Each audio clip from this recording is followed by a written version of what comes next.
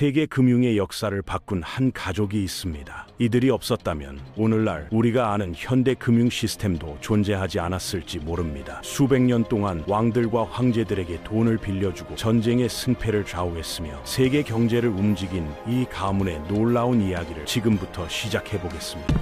1875년 세계사의 흐름을 바꿀 거래가 성사됐습니다. 당시 유럽 국가들은 아프리카 대륙을 집어삼키기 시작했죠. 영국은 이미 인도를 포함한 거대한 제국을 소유하고 있었어요. 그때 프랑스 회사들이 지중해와 홍해를 연결하는 수에즈운하 건설을 완료했습니다. 영국 입장에서는 이 운하가 너무나 중요했어요. 인도까지 가는 시간이 몇 주나 단축되니까요. 영국 정부는 이 운하의 지분을 사들이고 싶었습니다. 그런데 당장 필요한 자금이 없었죠. 이때 런던의 로스차일드 은행이 나섰어요. 지금 가치로 환산하면 수억 달러에 달하는 400만 운들을 빌려준 겁니다. 덕분에 영국은 수에즈 운하 회사에 큰 지분을 확보했고 7년 뒤에는 이집트 전체를 보호령으로 만들었습니다. 이 한 건의 거래만 봐도 로스차일드 가문이 얼마나 막강한 영향력을 가졌는지 알 수 있습니다. 이들은 단순한 은행가가 아니었어요. 제국의 확장을 돕고 역사의 방향을 결정하는 숨은 권력이었던 거죠. 로스차일드 가문의 시작은 18세기 후반으로 거슬러 올라갑니다. 사실 이들의 뿌리는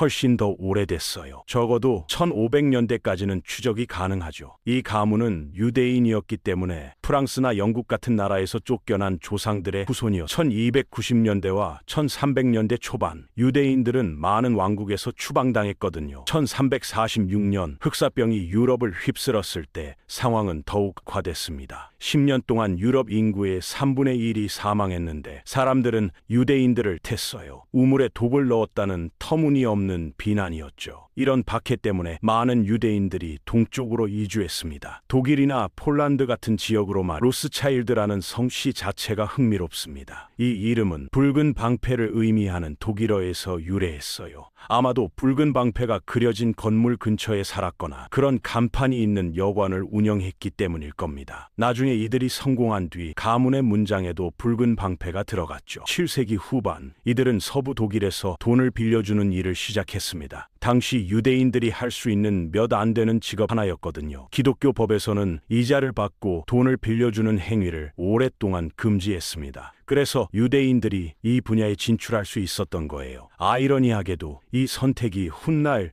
유럽의 반유대주의적 편견을 강화시키는 요인이 되기도 했습니다. 진짜 도약은 마이어 암쉘 로스차일드라는 인물로부터 시작됐습니다. 그의 성공을 이해하려면 당시 유럽의 경제 상황을 살펴봐야 해요. 자본주의 자체는 비교적 최근에 등장한 현상이에요. 물론 이익을 재투자해서 더 많은 돈을 버는 개념 자체는 아주 오래됐죠. 진정한 자본주의는 16세기와 17세기에 등장했습니다. 런던, 앤트워프, 암스테르담을 잇는 작은 삼각 무역지대에서 시작됐죠. 주로 직물 무역이 중심이었습니다. 16세기 후반 브뤼헤, 앤트워프, 런던, 암스테르담의 증권거래소의 원형이 탄생했어요. 1600년과 1602년 영국 동인도 회사와 네덜란드 동인도 회사가 설립됐습니다. 세계 최초의 주식회사로 불리는 이 두 기업의 탄생으로 자본주의의 모든 도구가 모습을 드러냈어요. 은행, 증권거래소, 기업, 그리고 투기적 투자까지요. 그렇지만 유럽이 하루아침에 자본주의 대륙이 된 건 아니에요. 17세기와 18세기 대부분 동안 유럽을 지배한 경제 사상은 중상주의였습니다. 세계 무역의 총량이 정해져 있다고 믿었던 거죠. 18세기 중반 로스차일드 가문이 부상하기 시작할 무렵 이런 사고방식이 변하기 시작했습니다. 1776년 아담 스미스가 국부론을 출판했어요. 현대 자본주의 이론의 기초를 다진 책이죠. 사람들은 점차 깨달았습니다. 유럽의 부는 서로 싸우는 게 아니라 새로운 시장을 개발하고 생산을 늘림으로써 기하급수적으로 증가할 수 있다는 걸요. 이 모든 과정에는 자본이 필요했습니다. 은행가와 금융가들이 제공하는 투자 말이에요. 로스차일드 가문은 곧 이 새로운 자본 시대의 가장 성공적인 은행가가 됐습니다. 마이어 암쉘 로스차일드는 1744년 2월 23일 프랑크푸르트에서 태어났어요. 당시 프랑크푸르트는 자유제국 도시였습니다. 오늘날의 싱가포르나 모나코처럼 독립된 도시국가 같은 곳이었죠. 마이어의 아버지는 도시에서 비교적 잘 나가는 사업가였습니다. 상품을 거래하고 지역 통치자들에게 돈을 빌려줬죠. 겨우 13살이었을 때 어린 마이어는 하노버로 보내졌습니다. 독일 북서부에 있는 독립선제후국이었는데 영국 하노버 왕조의 지배를 받고 있었어요. 그곳에서 마이어는 시몬 볼프 오펜하이머 밑에서 도제로 입했습니다. 오펜하이머는 유대인 금융가이자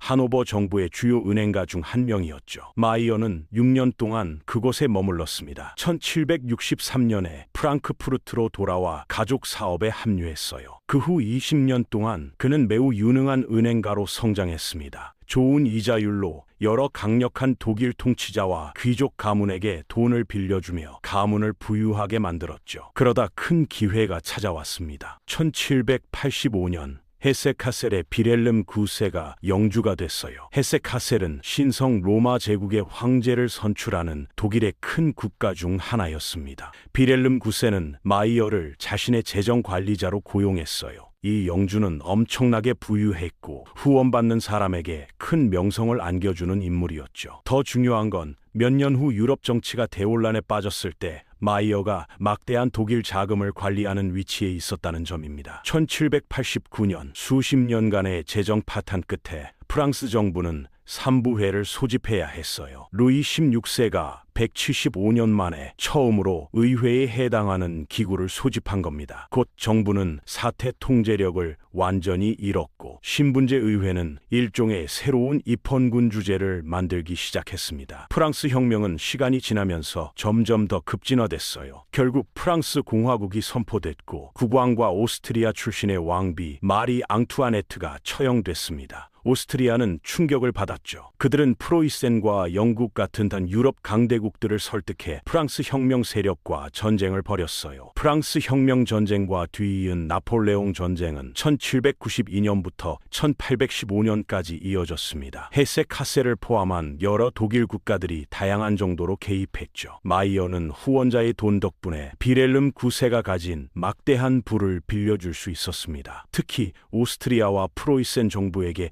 유리한 조건으로 대출했어요. 나중에 나폴레옹 보나파르트가 프랑스 황제가 되어 독일을 포함한 유럽 대륙의 대부분을 정복했습니다. 심지어 이것도 로스차일드 가문에게는 기회였어요. 나폴레옹이 가장 강력한 적인 영국에 대륙 봉쇄령을 부과했을 때 말이에요. 마이어는 밀무역상이 됐습니다. 자신의 부와 인맥을 이용해 대륙 안팎으로 상품을 밀수했어요. 나폴레옹 전쟁이 끝났을 때 마이어는 다양한 방법으로 재산을 축적할 수 있었습니다. 전쟁의 위기를 활용한 거죠. 1815년 나폴레옹 전쟁이 끝날 무렵 마이어 암쉘 로스차일드는 이미 세상을 떠난 상태였어요. 1812년에 돌아가셨는데 바로 나폴레옹의 대군이 프랑크푸르트를 지나 모스크바로 진군하던 때였죠. 따라서 사업은 그의 아들들 손에 달려 있었습니다. 다행히 마이어는 아들들을 잘 키워서 그가 세상을 떠난 후에도 모든 것이 잘 운영되게 했습니다. 나폴레옹 전쟁이 마지막 단계에 접어들면서 5 아들은 사업을 확장하고 유럽 전역에 새로운 지점을 설립했어요. 프랑크푸르트의 핵심 지점을 유지하고 파리, 런던, 비엔나, 나폴리에 4개의 새로운 지점을 열었습니다. 장남 암쉘 마이어 로스차일드는 프랑크푸르트에 남아 핵심 사업을 운영했어요. 셋째 아들 나단은 런던으로 가서 그 나라 수도에 지점을 설립했습니다. 처음에 큰 이익을 얻은 건 채권 시장 조작이었습니다. 나폴레옹 전쟁 후 싼 값에 정부 채권을 사들인 다음 전후 재건이 새로운 번영의 시기로 바뀌는 1820년대에 상당한 이익을 내고 다시 팔았죠. 로스차일드 은행 가문의 각 지점은 나름의 성공을 거뒀어요. 특히 파리와 런던의 새 지점들은 로스차일드 가문을 19세기 국제금융계의 거물로 변모시켰습니다. 런던 지점은 더욱 중요했습니다. 영국은 이미 세계 최고의 국가로 자리매김하기 시작했어요. 네이선 로스차일드는 일찍이 1804년부터 런던에 있었습니다. 그곳에서 나폴레옹 전쟁에 자금을 지원했죠. 영국이 승리했을 때 로스차일드 가문의 런던 지점이 보유한 채권과 기타 금융상품의 가치가 급등했습니다. 그 외에도 네이선은 1815년 6월 18일 워털루에서 영국과 러시아 연합군이 나폴레옹을 이긴 소식을 전하는 전령을 가지고 있었어요. 많은 영국 정치인들보다 그에게 더 빨리 도착했죠. 그 후 몇 시간 동안 런던에서 네이선의 주식시장 활동은 당연히 가족을 엄청난 사기와 시장 조작 비판에 노출시켰습니다. 로스차일드 가문은 금 본위제가 여전히 제대로 작동하던 시기에 엄청난 양의 금을 사들이기 시작했습니다. 네이선 로스차일드는 영국 금융 발전에 큰 영향을 미쳤어요. 1820년대 중반 그는 정부가 단기 유동성 위기에 직면했을 때 상당한 규모의 대출을 제공할 만큼 충분히 부유했습니다. 몇 년 후 그는 영국 제국 전역에서 노예제 폐지를 관리하는 데도 관여했습니다. 노예제 금지는 카리브해의 영국 식민지에 있는 부유하고 강력한 농장주들을 달래야만 달성할 수 있었거든요. 정부가 수십만 명의 노예를 해방한 대가로 보상을 제공하겠다고 약속한 거죠. 네이선은 정부의 돈의 일부를 빌려줘 그 자금으로 1833년 노예제를 끝낼 수 있었습니다. 그가 죽을 무렵 그는 아마도 영국 경제의 160분의 1을 차지했을 거예요. 프랑스 지부도 큰 역할을 했습니다. 제이콥 또는 제임스로 불린 마이어의 막내 아들은 20세에 파리로 파견돼 가족 사업을 감독했어요. 1817년 로스차일드 형제은행을 설립했습니다. 이 은행은 서유럽에서 가족의 많은 금융활동과 대출을 감독했죠. 나폴레옹 전쟁의 여파로 새 프랑스 정부는 산업화를 시작하기로 결심했습니다. 1820년대 프랑스, 특히 릴 같은 북부 도시에서 산업화가 급속히 확대됐어요. 제임스 로스차일드의 파리 은행은 이런 노력에 많은 종잣돈을 제공했습니다. 1830년 플랑드르와 왈로니아 지역의 남부 저지대 국가들이 네덜란드 통치에 반기를 들고 독립된 벨기에를 성공적으로 건국했을 때 프랑스 로스차일드 은행 지점은 독립 후 첫 번째 국왕 레오폴드 1세의 최고 자금 제공자가 됐습니다. 1822년 오스트리아의 프란츠 1세 황제는 로스차일드 가문이 프랑스와의 전쟁 자금 조달과 전후 유럽 재건에서 한 역할을 인정하기로 결정했습니다. 마이어 암쉘의 5 아들 각각에게 프라이헤어 칭호를 수여하기로 한 거죠. 본질적으로 독일 귀족 계급에서 5 형제 모두를 남작으로 임명한 겁니다. 이후 가문 구성원들은 여러 나라에서 명예를 받았습니다. 프랑스계의 가족 구성원들은 레지옹 도네르 훈장을 받았죠. 영국에서는 1847년 앤서니 로스차일드가 남작으로 임명됐어요. 1885년이 되어서야 네이선 로스차일드 가 최초의 로스차일드 남작이 되면서 완전한 남작 자기가 부여됐습니다. 로스차일드 가문에게 모든 사업이 잘 된 건 아니었습니다. 1821년 칼 마이어 로스차일드는 양시칠리아 왕국의 가족 사업의 지점을 설립하기 위해 이탈리아로 파견됐어요. 1820년대, 1830년대, 1840년대 수십 년 동안 로스차일드 가문은 나폴리에서 은행 활동과 부를 활용해 그 땅의 정치에 영향을 미치려고 시도했습니다. 결국 1860년 주세페 가리발디의 원정으로 양시칠리아 왕국이 정복됐고 이탈리아 왕국이 통일됐어요. 로스차일드 가문은 오스트리아와의 관계 때문에 그 후 이탈리아에서 금융가로서 강력한 입지를 유지하는데 어려움을 겪었습니다. 나폴리 사업의 쇠퇴는 가족이 다른 곳에서 번영한 방식과 비교하면 사소한 타격이었어요. 예를 들어 그들은 브라질이 독립국가로 부상하는 데 역할을 했습니다. 나폴레옹이 1807년 포르투갈을 점령했을 때 포르투갈 왕족은 브라질로 망명했죠. 브라질은 1822년에 독립했어요. 그런데 포르투갈과의 분열이 여러 면에서 험악했기 때문에 브라질 정부는 위태로운 재정 상황에 처했습니다. 네이선 로스차일드는 브라질의 재정 균형을 맞추는 데 도움이 되는 상당한 규모의 대출을 제공했어요. 또한 브라질 신생 국가가 포르투갈에 막대한 배상금을 지불할 수 있도록 허용했습니다. 로스차일드 가문의 부와 권력이 19세기 동안 사건에 어떻게 영향을 미쳤는지 보여주는 예는 수없이 많습니다. 가장 두드러진 사례 중 하나가 크림 전쟁이에요. 이 전쟁은 1853년 10월부터 1856년 3월까지 벌어졌습니다. 한쪽에는 러시아 제국이 있었고 다른 한쪽에는 오스만 투르크, 영국, 프랑스, 사르데냐 왕국의 연합이 있었죠. 19세기 중반에는 러시아가 흑해의 지배적 강대국이 될 위험이 매우 현실적으로 존재했습니다. 결과적으로 영국과 프랑스는 러시아의 추가 확장을 막기 위해 이 전쟁에서 터키와 손잡았어요. 이것은 영국 정부가 수많은 은행으로부터 대출을 받아 자금을 지원한 값비싼 사업이었습니다. 로스차일드 가문은 기꺼이 그렇게 했어요. 이유 중 하나는 러시아의 반유대주의가 심화되고 있었기 때문입니다. 정착촌 경계라는 정책이 설정됐는데 러시아 제국 내 유대인들은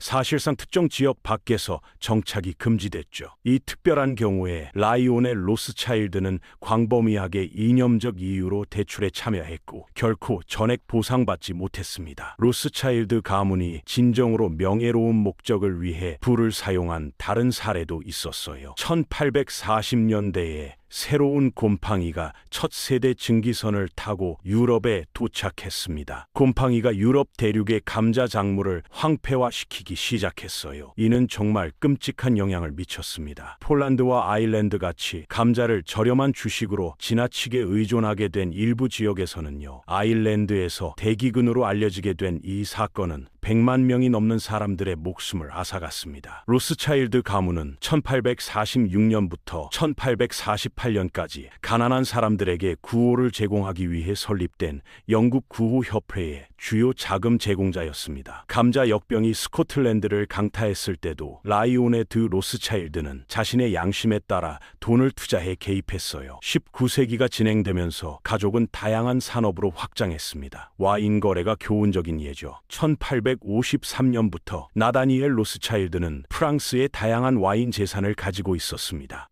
곧 가족의 다른 구성원들도 관심을 갖게 됐고 1860년대 말까지 로스차일드 가문은 특히 샤토 무통과 샤토 라피트를 포함한 프랑스 산업 내에서 상당한 위치를 차지했어요. 아이러니는 그들이 인간적으로 가능한 최악의 시간에 프랑스 와인 산업에 진출했다는 점입니다. 1840년대 증기선의 출현은 필록세라를 옮기는 진딧물이 유럽에 도착하는 데도 도움이 됐어요. 수년에 걸쳐 포도원을 완전히 파괴하는 바이러스였죠. 1860년대와 1870년대에 와인 무역이 붕괴되면서 많은 프랑스 와인 제조업체가 모든 걸 잃었습니다. 로스차일드 가문의 부의 표시는 그들이 살아남았을 뿐 아니라 존재감을 확장하는 데 성공했다는 거예요. 오늘날까지도 로스차일드 가문은 프랑스 남서부 보르도 지역의 와인 무역에서 중요한 역할을 계속하고 있습니다. 19세기 후반 가장 중요한 투자는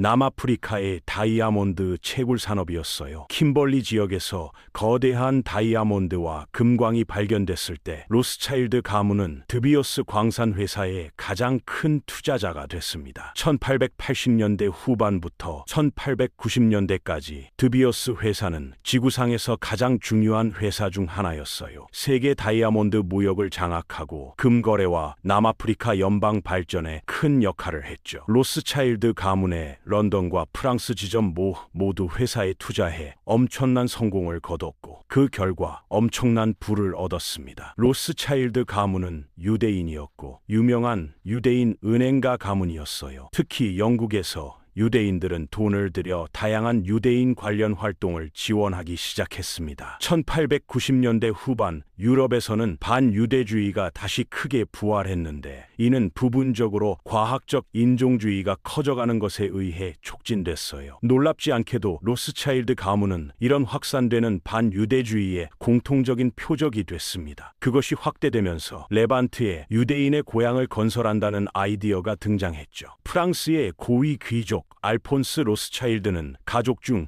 시오니스트 운동의 특히 열렬한 지지자였습니다. 유럽에서 온 수천 명의 유대인들이 당시 여전히 오스만 제국의 지배를 받던 성지에 정착하기 시작했어요. 또 다른 가족 구성원인 제임스 제이콥 드 로스차일드는 최초의 주요 시오니스트 정착지 중 하나를 건설하는데 자금을 지원했습니다. 훗날 이스라엘이 되는 리숀 레지온으로 오늘날 텔아비브의 남쪽 교외 지역이죠. 수십 년 후 제2차 세계대전 후 이스라엘이 건국됐을 때 로스차일드 가문의 신용 한도가 이스라엘 의회 건물인 크네세트와 대법원 건물 같은 건물 건설에 자금을 지원하는 데 일부 도움이 됐어요. 19세기 마지막 4분의 1은 전례 없는 수준의 어려움을 가져왔습니다. 1873년에서 1879년 사이 소위 장기 불황이라는 세계 경제 침체로 프랑스 가문은 많은 돈을 잃었어요. 이에 더해 그들은 신흥 석유 산업에 막대한 투자를 시도했습니다. 알폰스 로스차일드는 카스피해와 흑해 석유 회사를 설립해 처음에는 큰 성공을 거뒀어요.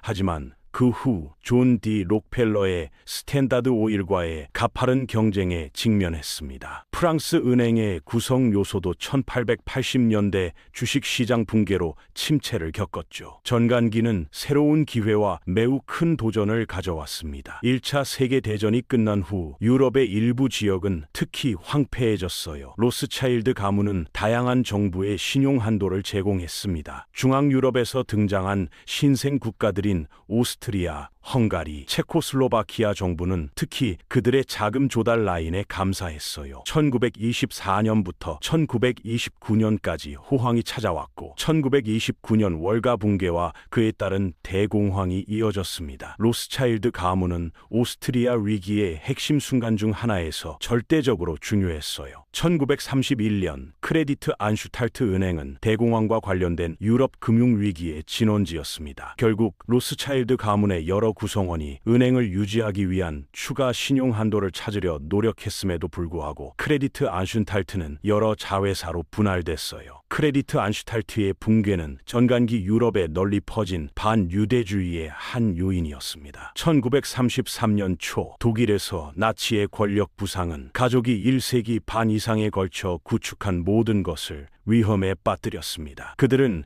유대인의 세계 금융 개입을 둘러싼 나치 선전에 특별한 초점이 됐어요. 가족은 전쟁 중에 고통을 겪었습니다. 많은 회원들은 이미 런던에 살고 있어 비교적 안전했어요. 하지만 1938년 3월부터 독일군이 대륙 대부분을 점령하기 위해 확장하면서 그들의 사업과 은행이 압류돼 국가 소유가 됐습니다. 로스차일드 가문은 전쟁 후 재건했습니다. 그들은 더 이상 한때 강대국이었던 은행가가 아니었는데 이유 중 하나는 2차 세계대전 후 새로운 서구 세계 질서가 미국에 의해 지배됐기 때문입니다. 1981년 프랑스의 사회주의 정부가 로스차일드 프레르를 국유화하기로 결정했어요. 결국 로스차일드 가문은 더욱 다각화됐습니다. 프랑스 와인 투자는 전후 시대에 엄청난 이익을 가져다 줬고 샤토 라피트 로스차일드의 재산은 오늘날 사업체로서만 40억 유로 이상으로 알려져 있습니다. 왕조의 사업 이익 대부분은 이제 19세기에 지분을 취득한 회사들의 대주주로서 신탁으로 보유되고 있어요. 로스차일드 가문은 과거처럼 현대 사회 전반에 걸쳐 널리 알려져 있지는 않습니다. 130년 전 모두가 이 이름을 알았지만 오늘날에는 상황이 다르죠. 아무도 제이콥 로스차일드가 일론 머스크나 제프 베조스 같은 맥락에서 논의되는 걸 듣지 못했을 거예요. 로스차일드 가문이 과거의 거대 금융기업이었다는 인식이 있지만 이는 전적으로 사실이 아닙니다. 가족 구성원들은 여전히 드비어스와 리오틴토 같은 광산회사부터 다른 여러 회사에 이르기까지 상당한 지분을 보유하고 있어요. 오늘날 로스차일드 가문의 다양한 분파를 합산한 누적부는 추측의 대상이고 음모론의 소재죠. 모든 것이 밝혀진 후에도 로스차일드 가문은